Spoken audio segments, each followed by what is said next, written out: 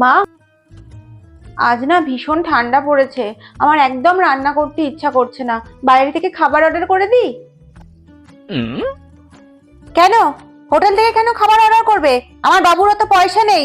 যাও গিয়ে রান্না করো, খালি ফুটানি মারবে সবসময়। ঠিক আছে। মা, আমাকে বাড়ি যেতে হবে, বাবা ফোন করেছিল, মার শরীরটা ভীষণ খারাপ। ঠিক আছে, যাও। এই মানা, যা না, তুই গিয়ে খাবারটা একটু বানা না।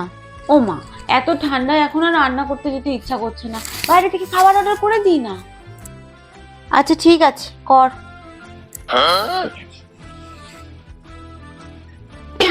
আচ্ছা, আমি যখন বললাম বাইরে থেকে খাবার অর্ডার করব, তখন আপনার ফুটানি লাগলো। এখন কি আপনার ছেলে প্রমোশন পেলো নাকি?